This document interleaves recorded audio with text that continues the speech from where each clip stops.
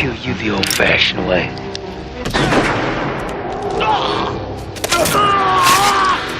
They created that throat because the sun was coming up, and they said we got to get this throat on it, and they put that throat on, did all the makeup, and laid that in for that stunt in 12 minutes flat. Wow.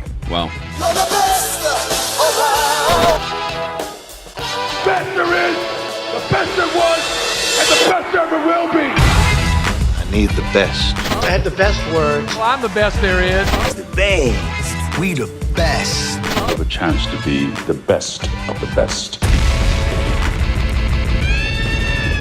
You are now listening to Best of the Best, presented by Radar Studios. Starring two guys who use their middle initial to sound cool. Here are your hosts, Neal E. Fischer and Mark P. Smith. All right, guys, welcome to Best of the Best. We're pretty excited today. I'm the one kind of fangirling out here between Mark and I, but we have a very special guest on the show, as you've seen in the title on your podcast app. It's Marshall Teague. He's a great actor, probably best known for playing Jimmy Reno in Roadhouse, the henchman of Brad Wesley. One of my favorite movies. And he also had great roles in Armageddon and The Rock, and just has a prolific TV career from Walker, Texas Ranger to Knight Rider, Baywatch, Quantum Leap, Who's the Boss, Moonlighting. I mean, you name it. He was on any of the big shows in history of television. And he took the time to talk to us and was just an awesome guy, super interesting, had great stories, wisdom, some teachable moments for young actors or filmmakers. And I don't know, I just had a great time. What about you, Mark? I didn't know much about Marshall until you had contacted him and reached out to him to do the interview. And then, once I was doing a little more research, learning that he's been in a lot of things that I've enjoyed over the years, I was pretty excited to get to talk to him and get his take on his career in filmmaking. And I think, him, starting off in the Navy and military service and transitioning to being a police officer and then going into acting is such an interesting, life path. So I think you guys will enjoy this interview as much as we had, hopefully. Yeah, and he has some great stories. Like Mark said, he started in law enforcement in the military and transitioned into acting, and there's a great reason why he did that, which I think you guys will like. And then we talk a little bit about Roadhouse, obviously, which I'm still going to campaign to do a full episode on Roadhouse, or we're thinking of just doing a full commentary of the film, the 90 minutes or whatever it is. Marshall's great. Make sure you guys reach out to him on Twitter. He's at Marshall R. Teague. That's Teague. And it's great. His fans are really supportive. Every Tuesday they do a hashtag Teague Tuesday. He'll post some pictures or other things from his film and TV career. But I really hope you guys enjoy this interview. If you're a Roadhouse fan, you're going to love it. If you're just a fan of acting or filmmaking, I think you're going to love it. And Michael Bay. We hope you guys continue to enjoy our interview series here with the filmmakers and actors that we admire, and tell us what you think.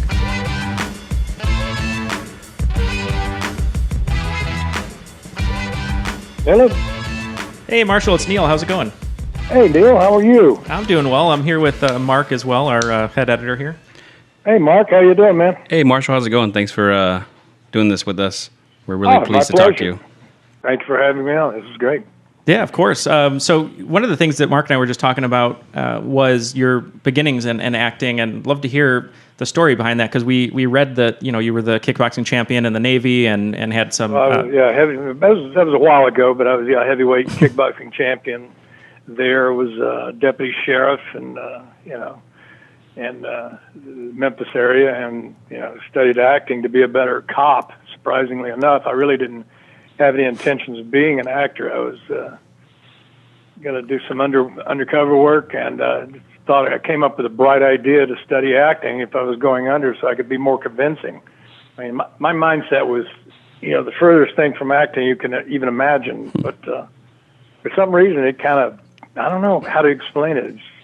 Everybody, I guess, gets into whatever they're doing by happen chance or the strangest situations. And all of a sudden you just catch the bug and you say, I've really got to know what this is about.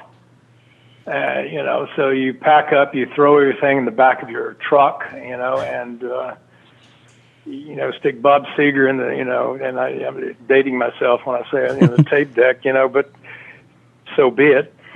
And went to California. Now, did you seek out the acting lessons, or was it like a recommendation from maybe another officer, or was that just... No. Trust me, I didn't tell anybody.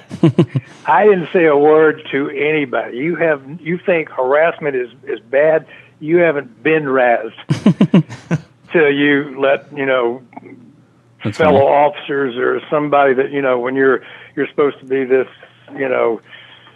tough cop Right. that does all this stuff, and you're about to do this and everything else, and they find out you're studying acting. That's funny. Yeah, You know, I got caught, man. I actually got caught. I got caught. I studied, and one of the directors of the local theater there, said, "Hey, we're doing a theater in the round, and I know you've been reading this, and how about playing Puck from Midsummer Night's Dream?" Okay, guys. At the time, I lifted weights all the time. I had a partner who was bigger than I was, but I lifted weights. So my neck was about 18, chest was about 48, arms were about 17 and a half in Wow. green tights. Now picture that. You've seen movies. Yeah. They call him the Hulk. Right. then put a green wreath on his head and have him bounce across the stage in the round. Well, I will say I was in Midsummer Night's Dream as Oberon in high school, and Puck's a hard part, so you must have really killed it. I killed him laughing, That's okay, because I don't think the people that saw me come out, were really expecting quite that in green tights. So, and then to be busted by two officers that knew me very well, and to hear them speaking behind the people that were on their blankets watching the show, going, "Hey, you're right, he is crazy." And the other guy said, "To hell with that, man, you ought to ride with him." That's hilarious. So, the word obviously spread quickly, and from then on, there was leaves and butterfly wings that they'd sprinkle on the desk and in the car, just anything they could do. It was funny, and thank goodness there wasn't all the cell phones they have today, because there wasn't any of that. So Right. that's great. You would think that I lucked out. that wouldn't be frowned upon, though. You would think they would say, "Hey, you're really going the extra mile for your job." They would have said, "Oh my God, you." So Are you kidding me? So you caught the acting bug basically, and then decided to pack it up, huh? Is that what basically? Well, I didn't know what. I can't really say I caught the acting bug, because I didn't know what it was I was feeling. Right. I just knew that this is something I'd never done, and for some reason it struck me as different and challenging, and I couldn't explain it. There was no really anyone there I could sit down, across. "Hey, I want to talk to you. I'm thinking about leaving everything that I've become, and I'm going to go be an actor." Right. Well, that went over like, the usual. You'll fail. You get all that crap, and then you get the people that said, "Well, first you're going to have to develop a personality, and then you're going to have to grab a sense of humor while you're developing personality, and then you're going to go out there and you're going to make a total ass out of yourself." And I said, "Great." And how long were you a police officer before you moved on? I've actually worked I was 4 years on that department, and I've worked with other departments even after in the acting business. Okay. So on and off for years. I also trained officers, over the years. We won't go into what I trained them to do, but it wasn't acting, I can assure you that. Right. But I've always been involved because, I'm also was in the Navy, and I'm retired Navy, and I've always had a thing about my country, my community, and the people. You can call me corny or whatever you want to, but I believe very strongly in that. Always have. No, that's great. And, and we thank you for your service, too. Yeah, thank you. I have a lot of family You're members who welcome, are man. police officers and in the military, so yeah, thank you. More than welcome, and same to all. Anybody that had relatives or were in and everything, I always say thank you very much. And before we go any further, I'm going to say to all the mothers out there, because it's Mother's Day coming up, Happy Mother's Day to everybody. Oh, that's great. Yeah, same here as well. Well, what year was this? What was when you were when you moved out 78 when I, Okay. I think it was last of 77, 78, driving out. And I think at that particular time, it was like the worst Midwestern storm across the United States. And my truck, happened to be a K5 Blazer. I think you guys probably know what that is. Yeah. Yep. Four-wheel drive, and of course, you play the same song over and over because I didn't own a lot of tapes, so you listen to the same music a lot. But, when everybody else was off the road, I just shifted to four-wheel drive and just kept driving.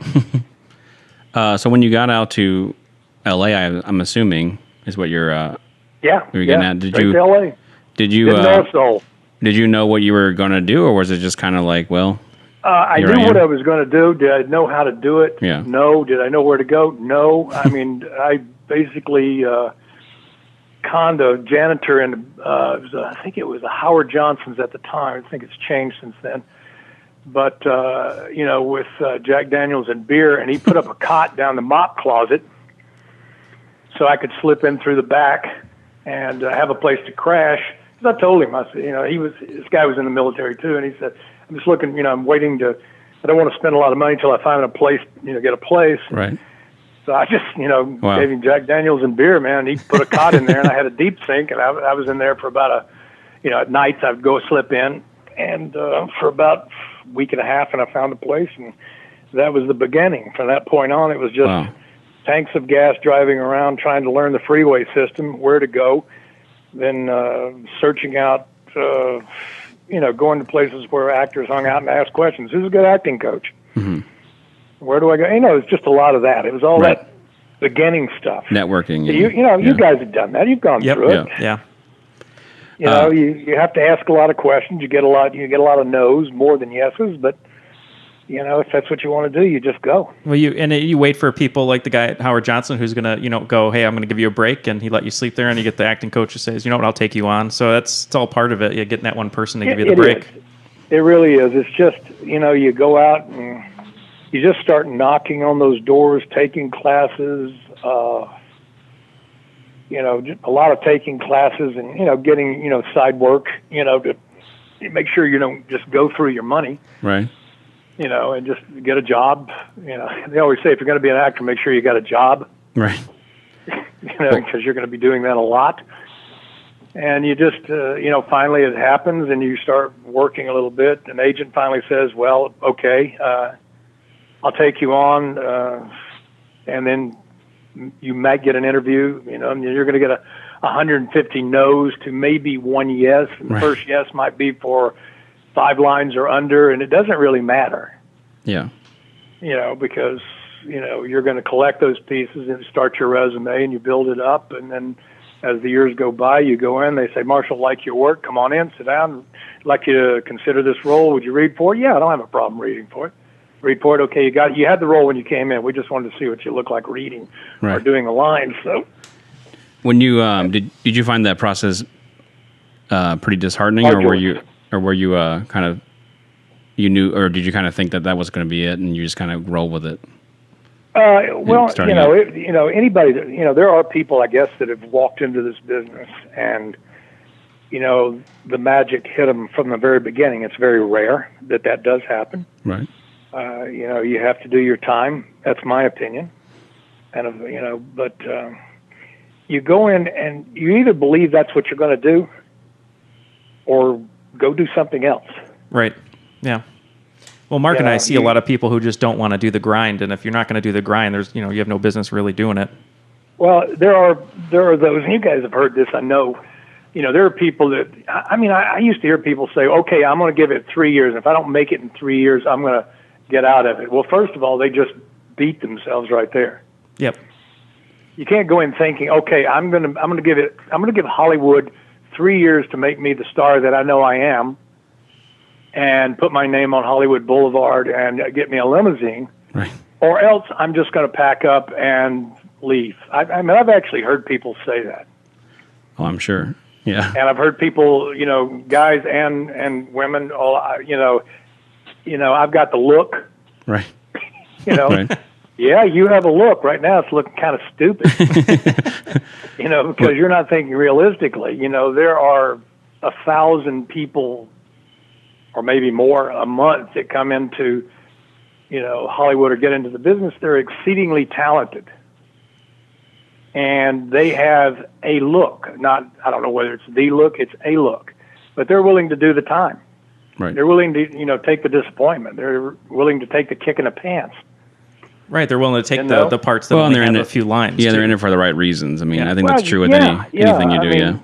Yeah, I mean, like I said, there are the lucky ones, but they are so rare. Right. It's just, when you see it, you say, well, they never had to work for it. They got the role. When that roll's over, and all rolls in. Right. I don't care what they say. It all rolls in, and you go on to the next role. If you can't carry the mail, the next role, it's going to be a short-lived. What was the first job you got that you were that kind of cemented your like you're thinking like, oh, this is like I'm doing it, this is happening. Like some of that really kind of. I'll be honest with you. It cemented me. When I got into a class and I started, improv. I just started at improv, then we went to screen study and cold reading and the stage and that kind of stuff. It cemented me because I felt at that point, if I was willing to do that, and I was happy. I was happy because all of a sudden I was doing something unlike anything I'd ever done in my life. Yeah.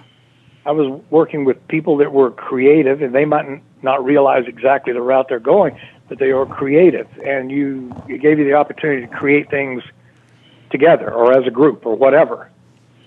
But it was a pretty good feeling. And then when somebody says, we're going to hire you for this gig, right. Wow. Yeah. Really, you look around and you're looking at that first check, whatever it is, it doesn't make any difference. But you look at it, you look at the first check that you get that, after your agent takes their 10% and, Uncle Sam takes their cut. Right. But you look at it and you say, I earned this. Yeah. I worked for this, and I'm going to work for the next one and the next one and the next one, and that never has gone away. Yeah, and you're right. It solidifies that the drive. That grind stays the same. Everybody goes through, if they're serious about it, and they're doing it, they go through extremely good times, and they'll go through extremely bad times. Right. But that's the nature of this business. I mean, it's a very nomadic business if you think about it. Yeah. I mean, the second, I always tell people this, and I've said this many times. The greatest words I know, besides the ones we use every day, are roll camera. Right. That's one of the greatest sounds you ever heard in your life. When they say roll camera. Yeah. And some of the saddest words you'll ever hear are, ladies and gentlemen, that is a wrap. Right. Yeah. Well, it's funny when you hear roll camera. At least for me, every time I hear it on set, it makes me think of like old Hollywood when movies first started, being made, and everyone's kind of changing art. And it's just every time you hear it, I just think of like golden Hollywood. Like, man, they're changing the world by making these movies. And you're right, it is a great phrase. It's a great phrase, and I never get tired of that phrase. They say it today, even though everything's digital and they've got all this other stuff, and they can run. That camera, scene after scene after scene without having to, changing tapes, got to change the mag, we're going to go to a 400, 1,000, all that, the other stuff that they don't do today. Right. But I was in that, so I know it very well. So today, the young people, they do amazing work, and they have this unbelievable equipment out there that they can do it with. But, in so many of the cases, the creative juices that started from the very beginning have not changed. Right.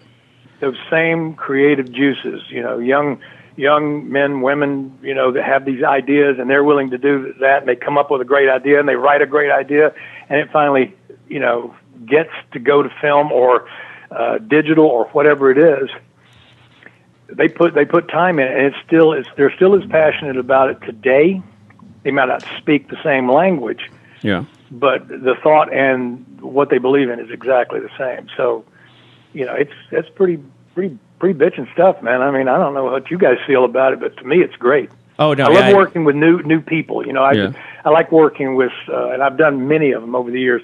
AFI, indie films, student films. And I've done it because was there a ton of money in it? No. Yeah. But what somebody did was create something that I read, and I thought, wow, I really want to play this because it's interesting. Right. It's Yeah. going a different route, you know. And that's what, like, what we spoke the other day. You said that, you know, you love breathing life into a character, and I mean, you know, you don't want to lose that. And the same thing with being on a set. For us, you know, if there's someone who is just going through the motions, saying, "Oh, just another day on set, just got to get through it and get done with the day," you know, they don't have that passion anymore. But you want people you're working with to be passionate and just excited to be on set and to make something. I couldn't put it better myself. Yeah. I mean, I love, you know, I loved that feeling. I've never lost that feeling. I mean, that little edge that you feel when you walk on.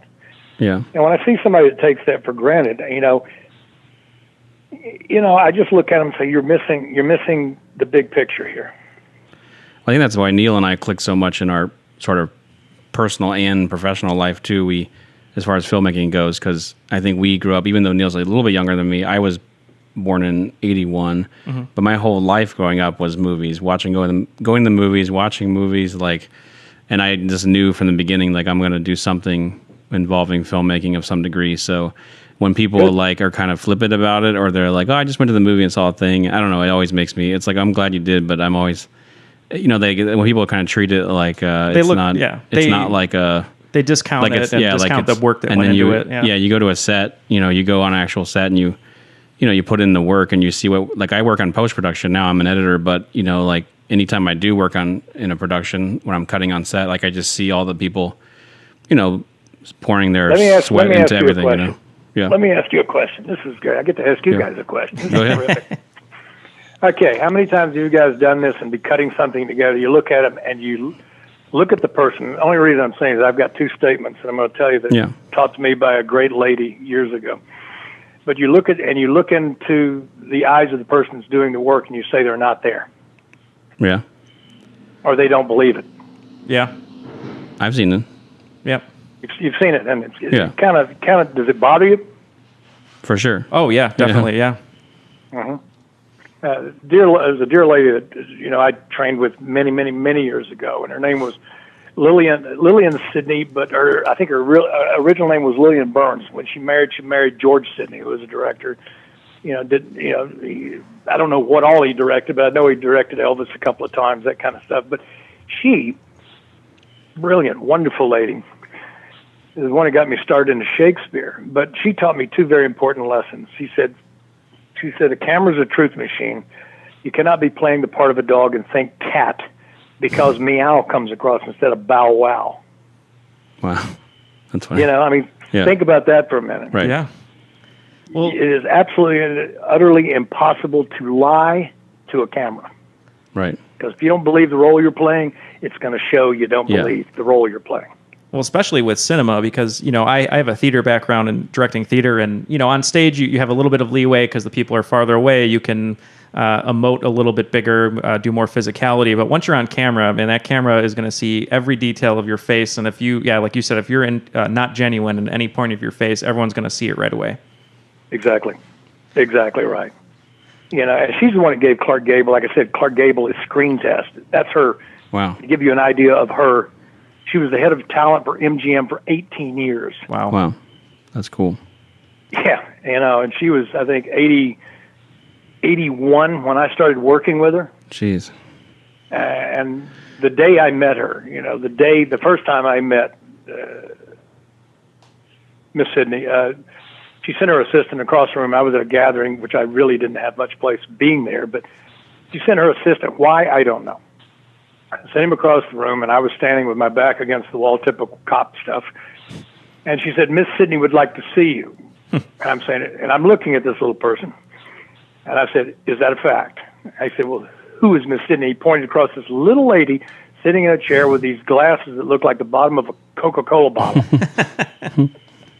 Prim, proper, and everything else. And I went over to her, and I said, I take it you are Miss Sidney? I said, my name is Marshall Teague. She looked at me and pointed, looked with a wry grin on her face and these big glasses, and she took her finger, this little dainty hand of hers, and she pointed her finger at me lovingly, and she said, you are a piece of coal. I said, I beg your pardon? Said, you are a piece of coal. I don't know that you will ever be a diamond, but I will say if you train properly, and I will help you, you will accomplish being a very well-polished, semi-precious stone. That's awesome. And I said, I don't know, I was thinking, I don't know who you are, but that takes some huevos to say that. Right. And she handed me a piece of paper, be at this address tomorrow at 4 p.m. sharp, and we will start polishing the coal. And that was it, great. man.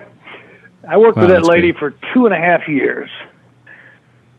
Taught me about Shakespeare and things like that, and you can't buy that. Yeah. No, not at all. And you cannot buy that experience. I don't care how much money you've got. You cannot buy that experience. Yeah, that's pearls of wisdom for sure. Well, and And she didn't know me from Adam's house cat. Right. right, and to your credit, and obviously you've had a long career as well. I mean, if she's picking out talent like Clark Gable, and she picks you out to want to mold you into a stone or a diamond, then that's pretty good company. I took it as one of the highest compliments, and I carry that with me, and I pass what I just said to you on to young actors sometimes that I'll work with that are just getting started, and they'll ask me a pertinent question or whatever, and I'll just relate this story to them, and I say, think about it. What do you want to be? Right. I don't care if I'm not a diamond, but I have something that I hope you will go out and grasp for yourself. Right.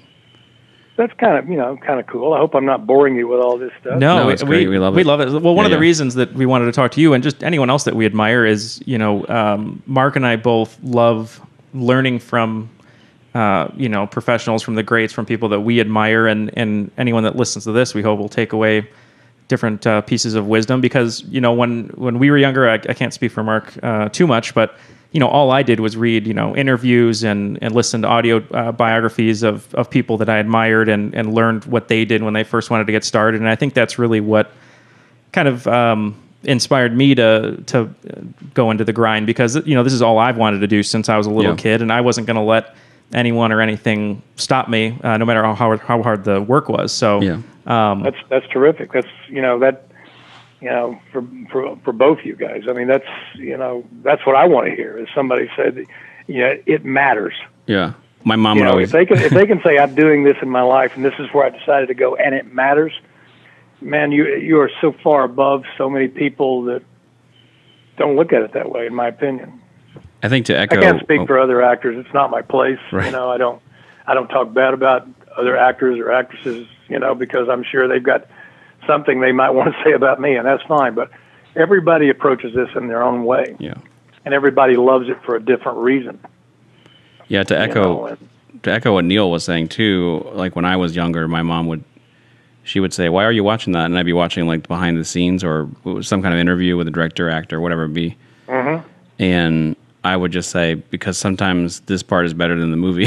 So, you know what I mean? Like sometimes, depending on the movie, someone talking about how they did it and their concepts, their ideas, just the craft itself is sometimes more of the drama is in the behind the scenes. Yeah, there is a lot of that goes along with it, guys. I mean, there's a lot of drama in there. It happens. It's just the nature of people that are creative. Yeah. They crawl into it. Everybody has their own style. Yeah. My personal, when people ask me, what do you do? When it comes to a character, first of all, I try to see if I fit in the skin properly. Yeah. I try to stretch it around me and see if I can work it, or and make it, make it live. Right. So I think we were gonna kind of parlay. Ask me anything you want, guys. Yeah. Come on, Mr. Marshall here. Go for it. Well, we wanted to kind of, we just because we like this ourselves, go through sort of a little bit of your filmography, and we were looking at especially stuff on IMDb and a lot of TV stuff early on, and I just wanted to get your take on what that experience was like. Yeah, because I was talking to Mark, and there's not too many actors who were in such iconic TV shows like you were, and along with what Mark asked, what your experiences were like. Just a little side note question for me on top of that is, like Quantum Leap, Knight Rider, Baywatch, and Walker, all these great TV shows, when you're on set acting in them, did you know that they were going to have that lasting effect when you were on them, and what was your experience like? No, as far as a lasting effect, when you finish something, people are watching it on a weekly basis. There's you have the shows like Fall Guy and Knight Rider, Walker Texas Ranger, Pensacola Wings of Gold, and the producers you've worked with. Do you think that when you're doing it that you're going to have somebody 10 years from now or 5 years from now, 5 years, 10 years, 15 years, 20, 25, 30, that's going to ask you about that project? Right. No, you don't. You do it, you do it. You meet great people. You get to work with some really, really, good people. I mean, I'm talking, when I say good people, I always like to preface it by saying it's cast and crew, because the cast can't do it without the crew, and the crew can't create that unless they have somebody worth creating it for. Right. Exactly. Yeah.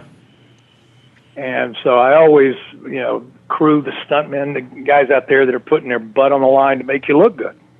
Right. The crew that's building these magnificent sets to make you look good. And the only thing they ask you to do is hit your mark, find your light, and do good work. Right. Do it good. Yeah. Not do it right, do it good. Right. Because it makes them look good. I think we're tiptoeing around a little bit, but I will say, just on behalf then don't tiptoe. No. No. On behalf of Neal, so Neal here is I think, at least from my perspective, the world's biggest Roadhouse fan. And I know he's just itching to ask every Roadhouse question. So I think we should get. Well, we could go there and come back. You guys go wherever you want to. We'll talk until you're bored out of your mind, and then. No, not at all. Neal, he genuinely is. It's insane how much he loves Roadhouse. So go ahead, Neal. Any questions you have? Well, no, yeah, that's I'm going to start by saying, you're talking about a film. You asked a question a minute ago about, did you ever think that a film would be remembered? Yeah. Yeah. When we did Roadhouse, no, we did this thing and we put our hearts into it. The heart being put in was put in by every cast member, every person that worked on that set in every fashion, knowing that it really wasn't being made to be a success, when you hear it years later. Right. At the time you don't hear it, but you hear years later, they actually made Roadhouse to fail to pay for the other films, to write it off as a loss. This is what I hear. I don't know if it's a fact. But, they didn't promote Roadhouse very much when it came out. I think you guys pretty much should know that. Yep. They didn't promote it very much. It wasn't a very expensive film, but it came together. It's basically, we went to a fight and a movie broke out. Yeah. That's what I was told. But we went to a fight and a movie broke out. And 20-something years later, people still come up and ask questions. So to answer the other question better, I think that's the best way to put it.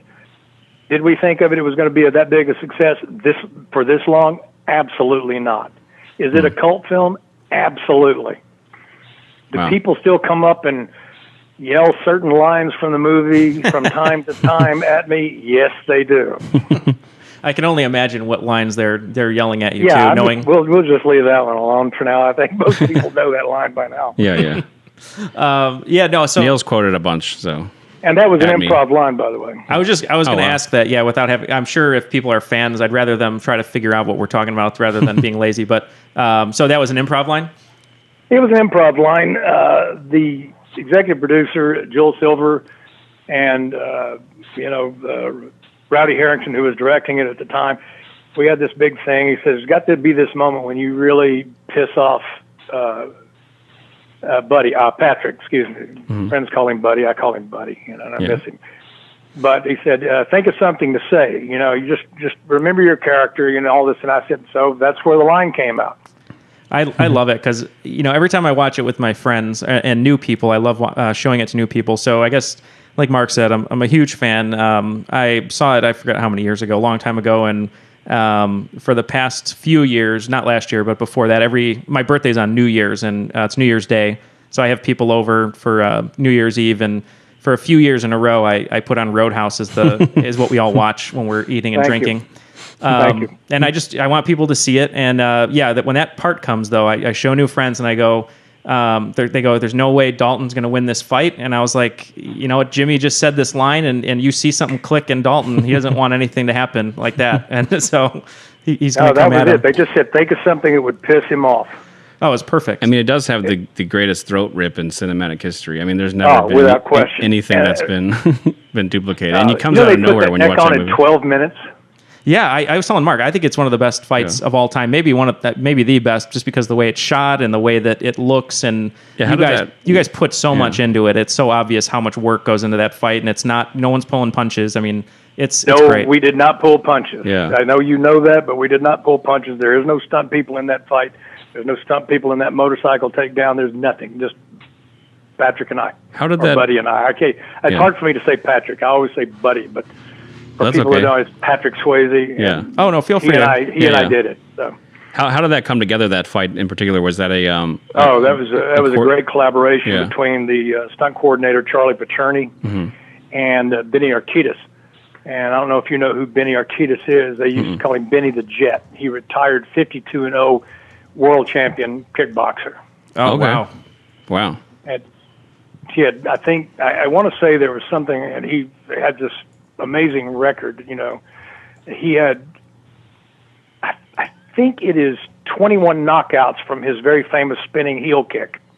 Jeez. Wow. 21 knockouts. I mean, he just flattened. I know I've been hit by it, so I know it's pretty intense. So I can tell you it's pretty intense. But think about that. You know, I was there on his last fight, and I think he retired 52-0. Jeez. And how long did that come to? Like, did you have the choreographer? We worked on that fight because I mean the actual fight is 5.5 minutes long. Right. Yeah. We did that fight 72 times, I believe. Wow. Over a period of 5 nights, 5.5 hours a night, we shot. So we did it right after another. I mean.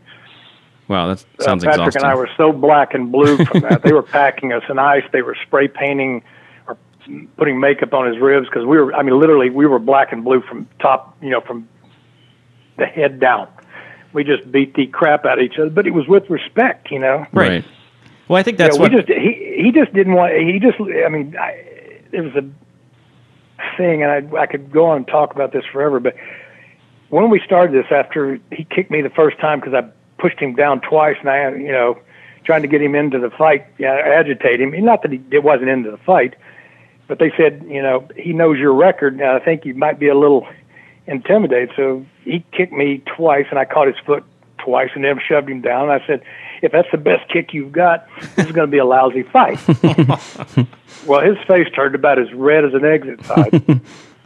He didn't say, and the camera guy, everybody was standing there so tense and everything else because they didn't know what was going to happen. He just stood up and he said, roll camera. And everybody just said, roll, roll, roll, roll, down, go. And he hit me and skipped my butt across the ground about 12 feet. Oh. Because he's, you know, an amazing dancer, but he's a lot of power. He hit me so good, and he skipped on a leg, and he came over, because he aired me out a little bit, and he came over and looked down at me, offered his hand, and he helped me up, and I was smiling from ear to ear.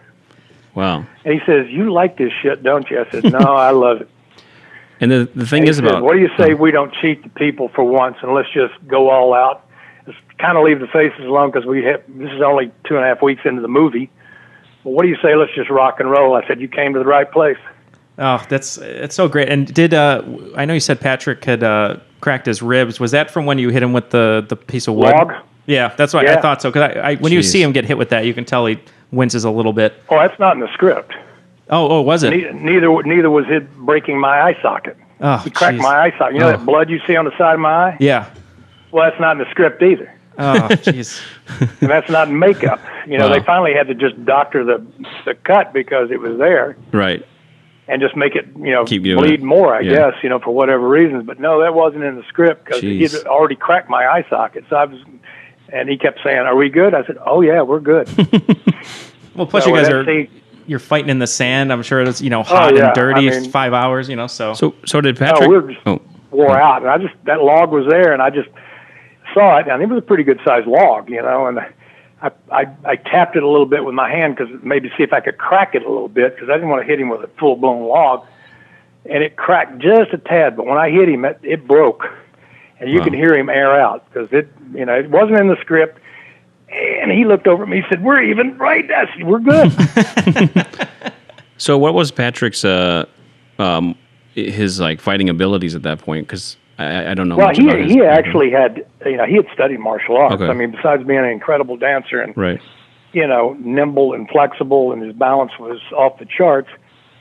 He had studied martial arts. I mean, he didn't go into it and as far as competition, ring fighting, and things like that. But and his I don't know how high up the scale we got, but I can tell you right now, Patrick is a very tough Texas boy.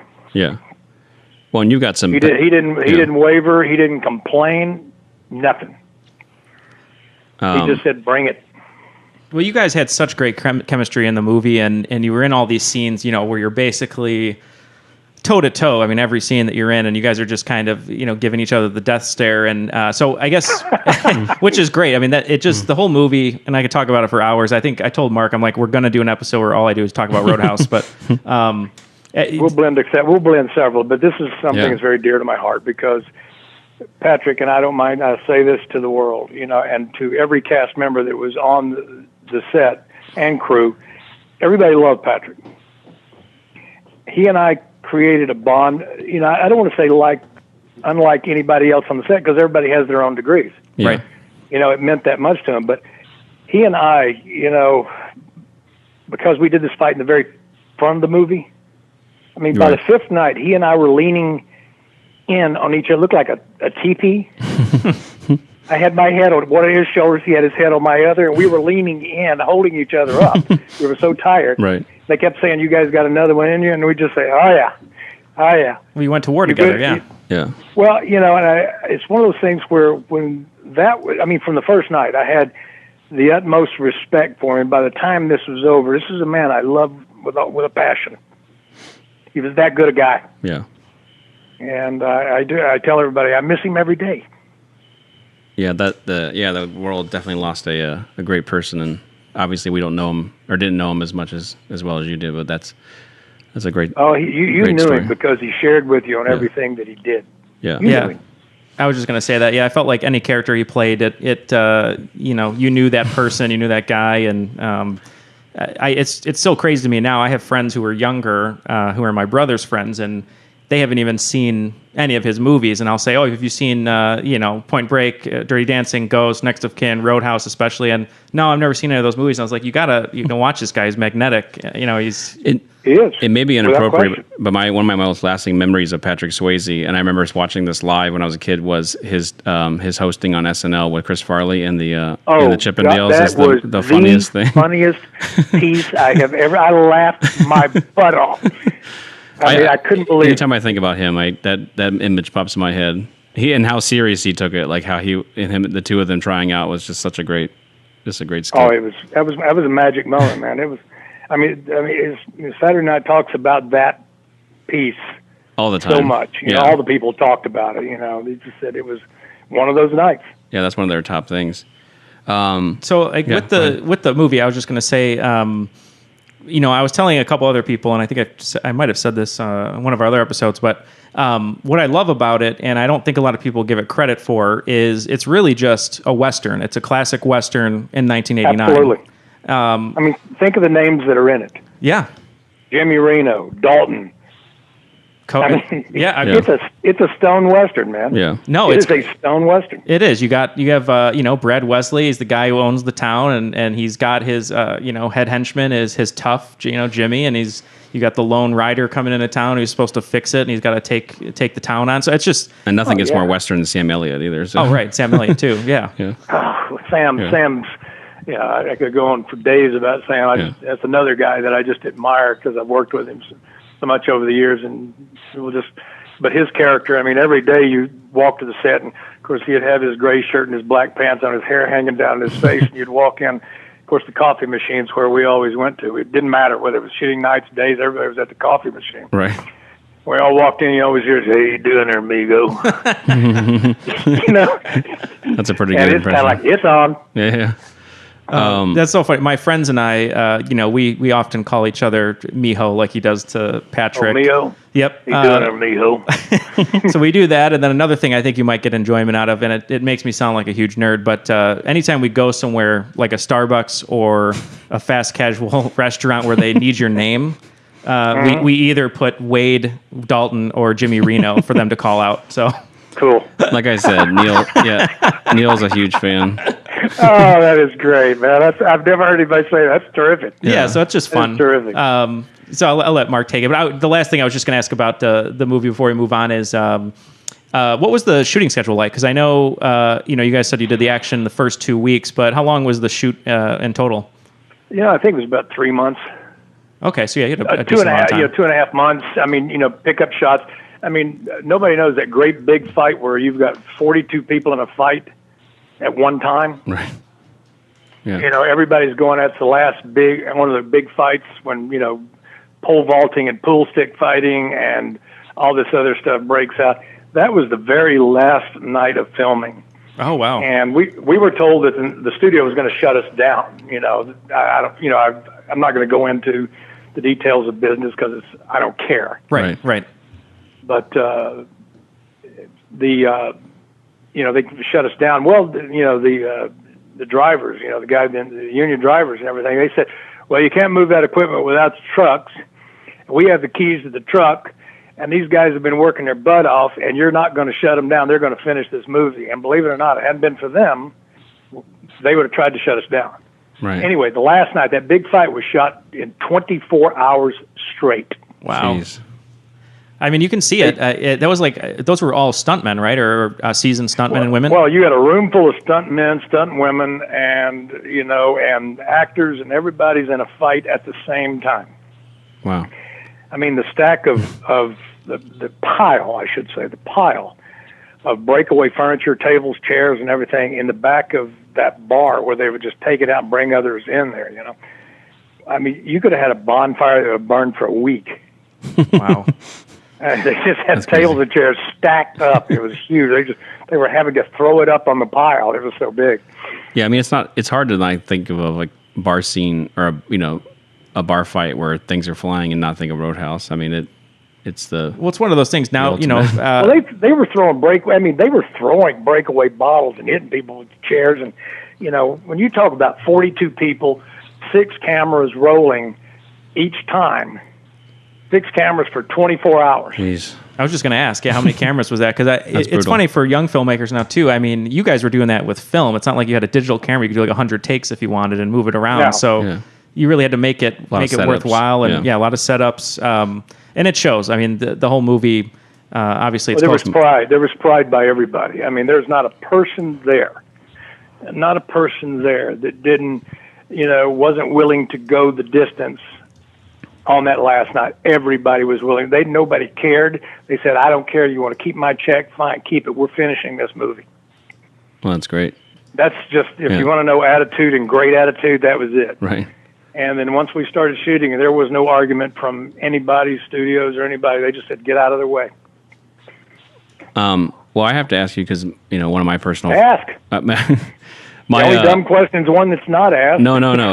It's true. It's all about for me. I am a huge fan of the Rock, and or most of Michael Bay's movies. And I wanted to know what was your experience. I love working with Michael Bay. Yeah.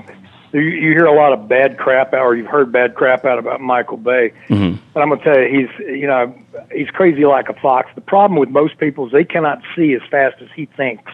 Right. Yeah, it seems like it. I think a lot of directors are like that, including me. I think way too fast. I will say this: I'm of the I'm in the minority of people. I know a lot of people give him crap all the time, a lot of criticism, but I would say this because growing up in the 80s and the 90s, I think that the action movie has kind of taken a dip, in my opinion. And there's a few good ones that come out every once in a while, but he still is the one guy I feel like. And until Tony Scott passed away, I still think he was the one guy that could turn out a really entertaining action film. And I absolutely agree. I could not agree with you more. Yeah, I love The Rock. I think The Rock is one of the best. He's probably one of the best, and there's some great directors out there. Don't get me wrong. Yeah, I've worked for some great directors, But Michael Bay, I'd love to, maybe one day I'll work for him again. But I've worked for him several times, and I can tell you that, I watch this guy, and he thinks at high speed and low drag. Yeah. And you've got to hang on for the ride, because if he's moving, so you better be there. So when he says, "I'm here," you better be there. Right. And he gives everybody crap. He has a very unique way of getting you to bring out that extra umph or punch or whatever you want to call it. Yeah, intensity. He has a very unique way of doing it. Well, one of the reasons we like him too is, he started in commercials, and I know Mark and I, I want to do features ultimately, or at least on the side, and I know Mark wants to cut them too. So it's just great to see someone from our world, like him, along with David Fincher and a few others, to make the jump to features and be able to tell a long form story instead of keeping it to 30 seconds. Well, he has a unique way of doing it. He did a lot of music videos too. Yeah. You know that. Right. Yeah. He did that great one with Meatloaf and the whole 9 yards. But if you look at his movies and you think of the music that's always there, this movie moves to a music video. Yeah. Yeah, you're right. We were just watching. Every 4 to 6 seconds, there's a cut. Yeah. Yeah. Yeah, there's definitely a rhythm to it that's particularly his own, for sure. Well, we were watching Armageddon, like I told you, at lunch, and I forgot. You're right. You just gave me the little spark, because during the training sequence, all of a sudden Aerosmith comes on, but it fits. It's not like, oh, there's Aerosmith. It's just music that helps the scene move along, and then you realize, oh, it's a huge Aerosmith hit. Absolutely. When on the movie like The Rock, what was your experience like in that film, and any interesting tidbits that you can? Oh, well, share from it? Okay, to pick one. How do you pick one? All right, Michael Bay-ism, and I'll just tell you this.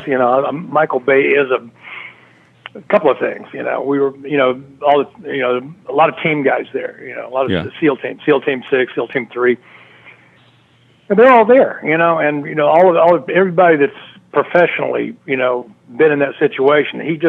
One of the things he just wanted to see that would happen. He put us all in there. Everybody's sitting there with a full automatic MP5. And if you don't know what an MP5 is, it's a Heckler & Koch machine gun. Okay. Okay.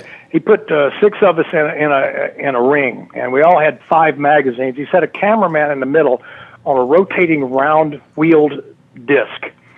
He says, when I call action, I'm going to do a rotation with this camera. By the time I get back to the original one, I want to see if all of you can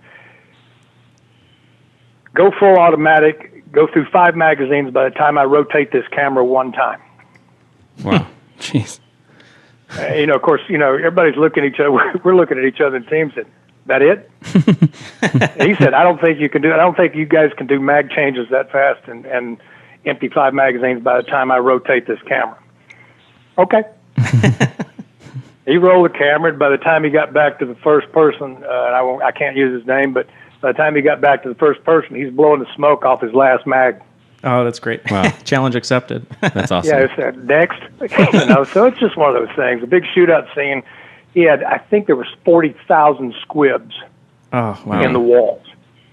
They took a week or so to put all these squibs in the wall and mark all the wires and everything else. Of course, we had to be able to do 3 takes of being shot to crap. Right. By, the Harris character, and his bunch. Right. And you can imagine everybody there. You talk about rock and roll. They had 8 cameras on that, shooting in every position. They did 3 takes, and I don't know how many squibs went off each take. It was like 15 to 18,000. Jeez.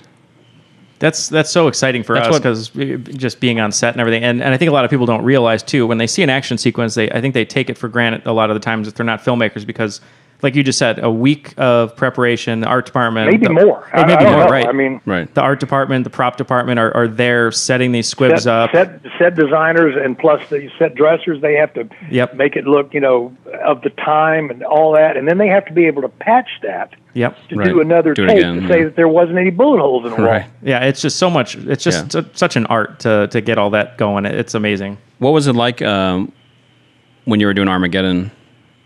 Similar process with him? Oh, gosh, again, where to start on that? You know, we were actually shooting. You know, and I tell people this, and they look and said, "Really?" I said, "Yeah, really."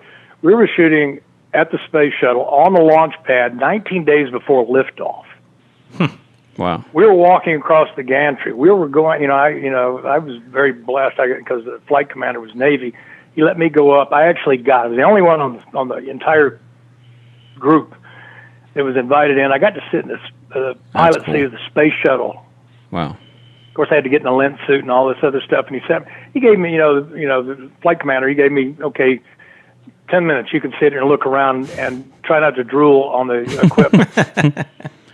This is in Cape Canaveral. Very difficult to do, but having lunch with the astronauts before they're getting ready to lift off, and the engineers and the technicians and all these great people that work at NASA, and to be able to sit there and ride on the crawler, that big tracked that pulls the shuttle, right? It carries it. Yeah. It drives it out there at a blistering 3.5 miles an hour. But this is the largest tracked vehicle in the world. Yeah, that's awesome. And 6 engines, to run this thing at 6 computerized, controlled, huge. What a great experience, though. Yeah, it was just unbelievable to see. You really see how small you are when you're probably up next to a huge rocket. And think about it too. If you hadn't, made that silly choice of taking acting, you may not have ever. I never would have seen it. Got that? Yeah, that's amazing. No, and to see launches. Since that time, I've seen several launches. I was there for Orion when Orion lifted off. I'm basically a quarter of a mile from the launch pad when it lifted off. So, and getting to know astronauts over the years and staying involved with NASA, which is just an incredible organization. I grew up a little bit south of Cape Canaveral, so I saw a lot of launching. Yeah. Well, but those people, just to be in that, I think we were the first film allowed to actually get in the neutral buoyancy laboratory. Oh, wow. Yeah, I think I read that too, yeah.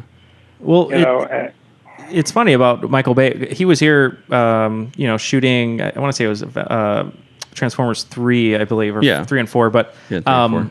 One of the things I think a lot of people don't appreciate, and you can see it on screen, but the military loves Michael Bay, and he gets them to come out every time, and you really get a great representation of the military. I mean, he never shies with praise on them. Not.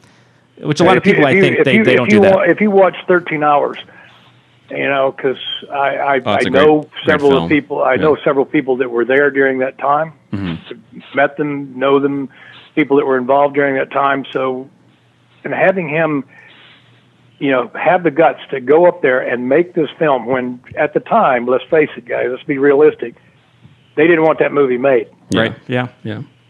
He made it, and he told the truth. Yeah. That's a great film. So it is. And he does it all the time, and he supports the military wholeheartedly. Let's face it, the military loves him. I mean, when Michael Bay wants to bring the military in to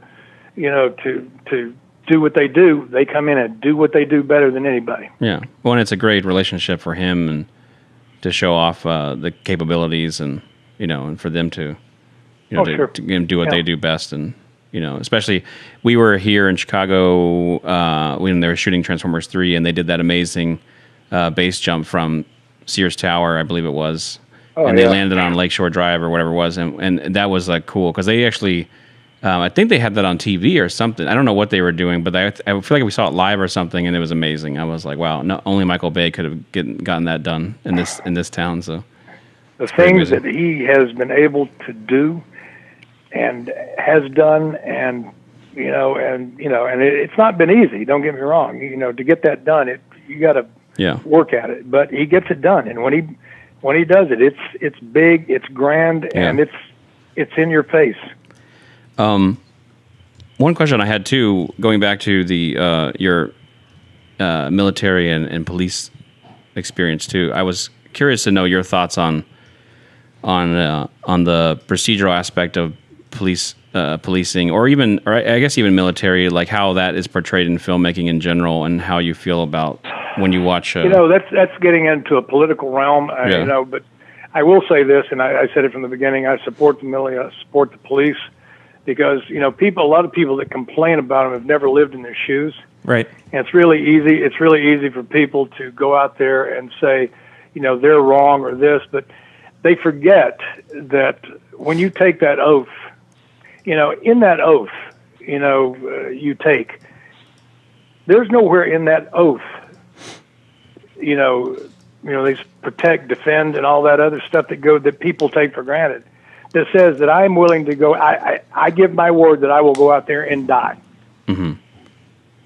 And they don't realize that a lot of decisions that have to be made, that everybody, every night on every news channel, has something bad to say about it. And, and they're entitled to their opinion. I always say, you're welcome. And that's what I say, because I've had people get in my face about it, and I look at them and I say, you're welcome. Yeah. Yeah. And they're not ready for that, because that's what I mean. When they yell at me and said, you were this or you were that, and you've done this and you've done that, and I say, you're welcome. When you because they have never walked in their shoes. So it's very difficult for me to look at people and say, you do have that right, because that's your right. That's what that wonderful piece of paper called the Constitution, the Bill of Rights, is about saying that you do have that right. And if you've ever traveled to third world countries and other countries that are not the United States, you'll find out you do not have those rights. Right. Yeah. And your butt will end up in a hole that they'll forget about you. Right, and in some places, just for doing something like spitting, so you gotta be grateful. Well, how about just being present? Yeah, that too. Yeah. When you see policing in movies and stuff, when you watch that, given that I just had to preface by saying that first. Yeah.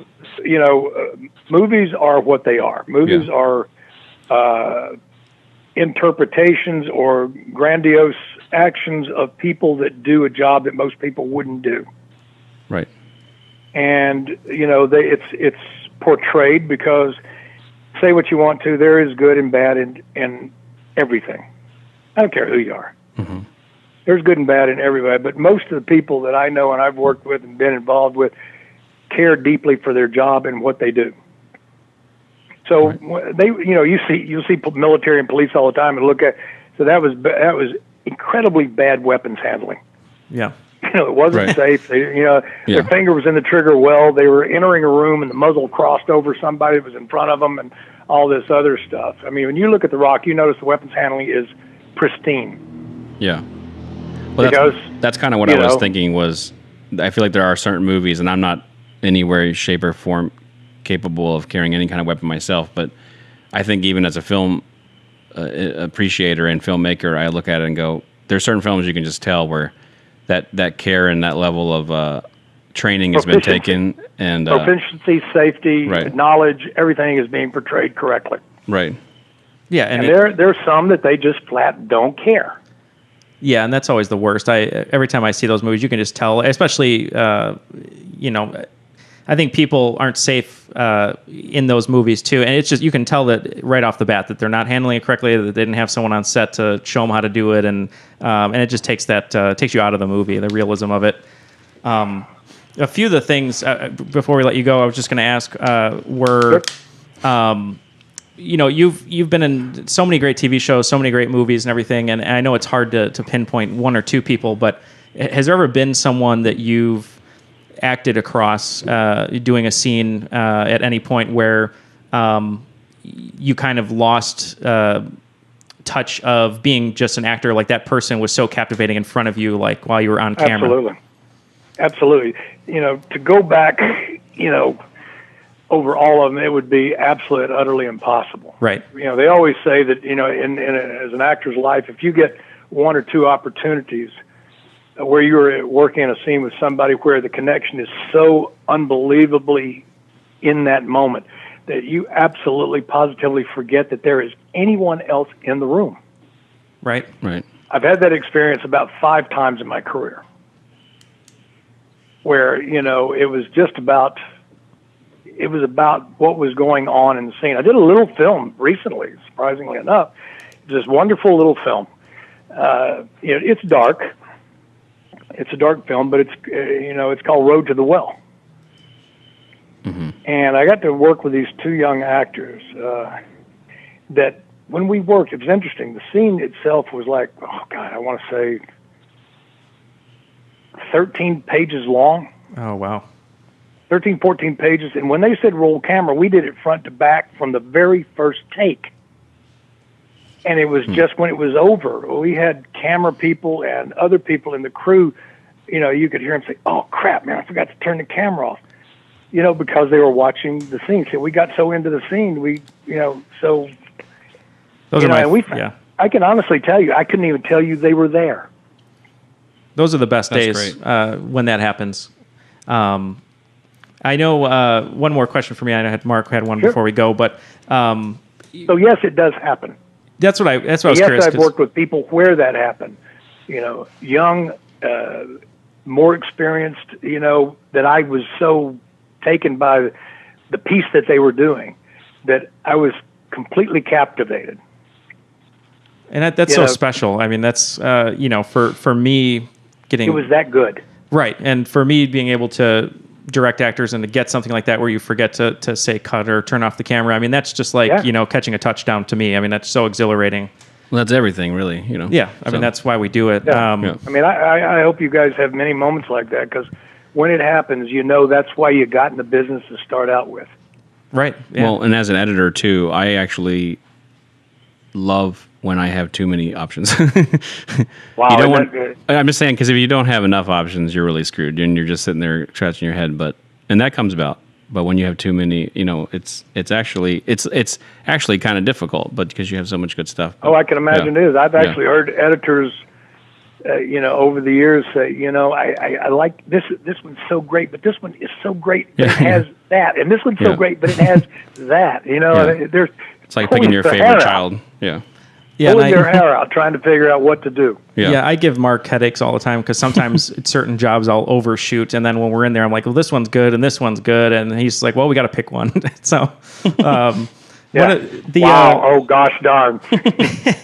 And the other question I was going to ask before I'll hand it over to Mark was, like me, obviously Roadhouse is close to me, and it's a movie that if it's on TV, I'll watch it till the end. I'll throw it in, and it's kind of like a comfort film. Is there a movie in your lifetime that you still go back to that is either inspiring or you just have a connection to that you love watching over and over? Oh yeah, I have several. You know, I've done a lot of westerns over the years. I've done, you know, television and, you know, miniseries, things like that. I've done a lot. I've done 17. There are not a lot of actors can say that, actors or actresses. You know, but I've done them, and they've always been a pleasure. So yeah, there are those, and there's of course movies like Roadhouse and Armageddon, The Rock. And television shows like Walker, Texas Ranger, you know, because, you know, working with Chuck is, you know, he and I have been friends. We actually asked ourselves how long we've been friends. We couldn't figure it out. Oh, that's funny. You know, because we go back to the days of, you know, sparring and fighting and that kind of stuff like that. So, but it's one of those, I truthfully say he is one of my dearest friends. And those moments, sharing those and doing westerns, you know, working with his brother who's a director, Aaron's a director, and love working with it because he has this faint scream he does that. You look at him and say, "I'll get over it." And he says, "I am." You know, it's one of those things, just little moments that you could share that not everybody can share. You know, so yeah, you know, so. Anyway, I digressed slightly, but I wanted to make sure your question was answered properly. You know? Oh, no, I was going to ask, actually, well, that was a great answer. I was going to say, is there a movie that you've watched that you aren't in that is super, not inspirational, but maybe a little bit, but one that you love watching that other people have made that you can watch over and over? Oh, yeah. You know, there's some that come on and, you know, that I've, you know, I may have seen them. Remember the movie came out years ago called Altered States? Yes. Yeah. Well, you know, it was a very simplistic film, you know, that was done, but it was one of those films that at the time, it was one of those movies that, wow, they did a really good job with it. I like the storyline and all this other stuff. Little films like that. That was William Hurt, right? Yeah. It was great, you know, but yeah, I have several actually. Yeah. They'll come on. I mean, my wife will sit there and said, seriously, you're going to watch that again? I say, seriously, yes, I am. Thank you. That's the same thing I'll with go me. out and sit on the couch and watch it, or I'll go in the bedroom and sit and watch it, or whatever. Yeah. You know, they're the movies. I mean, gosh, I have to say I'm a John Wayne freak because you know, you grew up watching the Duke and in his movies, and some of the lines he's come up with has been just the word pilgrim is like miho. You know, it's kind of like, Yeah. Yeah, I love The Searchers. Are there, That's my favorite. Are there any actors coming up right now that kind of remind you of yourself or anything like you see them and you go, oh, that seems like I wouldn't think that would be fair. Yeah. To say that, to look, because they say if somebody's doing something that you do, like that little hand gesture I do with a pool stick with my fingers, now you see it all the time. Right. Everybody said they stole that from Roadhouse. I said, it's kind of it's a compliment. Yeah, right. When you do a move that you came up with and it was in the movie, and nobody said they'd ever seen that kind of move before with a pool stick and that little gesture, and all of a sudden people do it all the time, you go, that's flattery, man. That's awesome. Well, that's the power of movies. Flattery. Yeah. And it's not fair to say that about other actors, because the old saying, we used to hear it all the time. I've been told this by incredible actors and personalities. He said, if you're going to steal, kids, steal from the best. Right. Yeah. So if they take it and they use it, it's something that works for them, it's great. But no, I would never say that there's an actor that, he's trying to be me. It's like, because we all use things that other actors do and do well. I mean, gosh, to look at it and they say, that was the coolest thing. Maybe I can use that one of these days, and the opportunity will come up. Well, guess what? You're going to use it. Right. Why? Because it was cool and they did it. There was a thing on IMDb, and I don't know if it's true or not, so I want to get the record straight. I don't know. There's people tell me I hear things from IMDb, and I look and I say, I did what?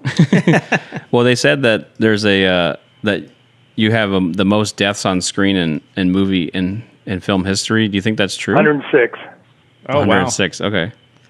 Well, I've been told that too. I've had people for years. That was I don't a pretty know cool where little they stat or whatever. go and find all this information. But they said if Christopher Lee was second to you. You have the most deaths. Christopher Lee's like second. And, I don't know how true it is. I know, I used to get a lot of phone calls from friends, back home or whatever, when they'd hear you're going to be a doom movie. And they always ask me, are you going to live? No. But they like me. They said they like me, but they're going to have to kill me, but they like me. I've had that said to me. Marshall, we love your work, man. It's we just love the way you bring that thing in your eyes, that stare you've got. We're going to kill you. But, I said, just make it violent. I had a lot of deaths. And try to pick something original. Right. Well, there's nothing more original than the throat ripped. That's the greatest, one of the greatest deaths. Well, I don't know if it's a death, right? You rip a throat out, you're he throws him in the lake. No, I'm going to walk around without an esophagus. Well, and your face first in there too, and he's dragging you through the water. I won $500 on that, by the way. Oh, did you really? I did. I won $500 from a guy. He said, when you hit that water, you're going to come up sucking air because that water is 42 degrees. And I said, really? I said, you think I'm going to hit that water? He said, man, I can't even touch that water. It hurts. He said, you're going to come up out of that water. I said, I'll tell you what it'll do. And I didn't have it, by the way, at the time. I said, I've got $500 that says I not only will not come up and suck air, I will not move the whole time I'm in the water. And they go, no way. He said, you're on. And I didn't have $500. You want to know who covered my bet? Patrick Swayze. Nope, Joel Silver. Oh, yeah, I could see that. I could see that, yeah. He was standing there. He said, done. He just said done. Well, that's great. That's a great fall too when you hit the water. So and now knowing that the water was that cold. Wow. One of the things that I just wanted to say, we just saw a video. I wasn't sure what it was from. I figured you would know. You were in a locker room and you were singing, and it sounded so awesome. And I wasn't sure what that was from. You were singing a country song. I think it's from a series. Years ago, one of those early TV series that HBO was doing, and I think it was football. It was a football series. Delta Burke played the owner of the team, and I played a character called Mace Petty, who I think was a wide receiver and a streaker. And I sat in the locker room, and somebody said, "Can you sing?" He said, "Well," I said, "What do you want me to sing?" He said, "Just sing something about Mace Petty." So I did. Well, I thought it sounded great, and I know you have an album, right? Yeah, I actually did one years ago. It never went to Nashville or anything, but I wrote all the songs, sang all the songs. I had Emmylou Harris came in and sang with me. Tim Schmidt from the Eagles, Henry Paul from the Outlaws, and Sam Bush, strings, and oh God, just everybody came in because I did one song called "Part of the Healing." I was written for veterans, all the veterans of that've been in war overseas, and I wrote about that. It was called "Part of the Healing." So, yeah, I did it and had those people come in and do it. But yeah, I mean, somebody just came out. I want you to do these songs. I've never done anything but sing them a cappella. So they said, we're going to see if we can get some people to come in and play background for you and record it. So they did. I did it. That's great. That's great that you wrote that song too. A buddy of mine does sound mixing for Gary Sinise and his band when they travel around, and love the work they do. And anytime you can support the troops. So, Lieutenant Dan Band. Yes, Lieutenant Dan Band. That's it. They're great, man. Well, thank you so much for all this. This was just so wonderful hearing the stories and getting to pick your brain a little bit. And my pleasure, guys. I hope I didn't bore you. No. This is what we want, because we want like we said before, love learning from filmmakers, actors, and people we admire, and we hope that people are going to take the lessons that you talked about, because I know I will and Mark will, but other people listening and.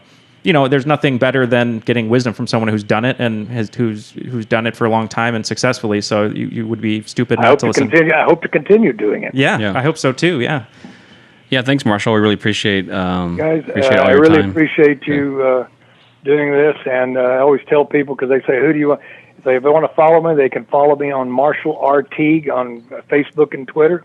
Okay. And if anybody says, "Who's he with?" I think I'm with Bohemia out in Los Angeles, Bohemia Group. Yep. Okay. Great group. Oh, we will. Thank you so much. Thank you, Marshall. You're Appreciate more than it. welcome, guys. Thank you. Take care. Bye. Mm-hmm. Bye-bye. Oh man, that was awesome. I'm so glad. I was going to ask about the famous line and where it came from, and he divulged that it was improv, which You're gonna have to Google it. You're gonna have to Google it. Yeah. I'm not gonna give it away. You'll see what the famous line is. All you have to do is just watch the fight scene between Marshall Teague and Patrick Swayze, which I have even more of a respect for now after learning what they went through. But you'll see the line that really pisses Patrick Swayze off, and that it was improv, and it worked. What a great story about that. Yeah, and it just what a stand-up guy, Marshall. Especially, we're indebted to him. Everyone is, for his service in the military, and then his take on acting, and trying to do your best and follow a path is very inspirational. I love the tidbits about Michael Bay. All of it's great. So and his acting mentor, Lillian Burns, who found him. That was a great story. I also think there's not too many people like him that we've talked to, or at least that maybe we deal with on a regular basis, but he's so straight up, just a stand-up guy who tells the truth. And just like he said at the end of the podcast, if there's something I didn't want to say, I wouldn't have said it. He's just a stand-up guy, which is you don't see that too often anymore. You see a lot of fake people, especially in our industry, who are projecting a different version of themselves. But it seems like this is him. This is just Marshall. Yep. Well, thanks for listening, guys. Yeah, thanks for listening. Hope you enjoyed our interview and time with Marshall as much as we did. Yeah, and if you listen to any of our episodes and there's someone you think we should interview, reach out. Let us know who you want us to reach out to, someone you'd like to hear from. And if there's like a subject of an interview, you want to maybe hear more editors, or you want to hear more cinematographers, directors, art department, anything like that, we want to try to spread the love amongst all facets of filmmaking, so that if you're a person who's wanting to get into film, or you are a filmmaker and you just want to learn more, we want to make sure that we can at least open the door to different opinions and different experiences to help you. Yeah. And we have we got some more on the horizon, some more interviews planned coming up too that we'll be sharing. That go hand in hand with the other our other top 5 shows, our best of the best actual episodes. So look out for those, and always use hashtag BOTB when posting anything about best of the best. Say hello to your mother for me. All right, guys. See ya. Thanks for listening. We ask that you rate, review, and subscribe to Best of the Best on iTunes or your preferred podcast app. Have ideas for show topics, opinions, or just want to say hello? Send us an email to bestofthebestpod@gmail.com. Till next time, special thanks to Radar Studios and long live Don Hogue.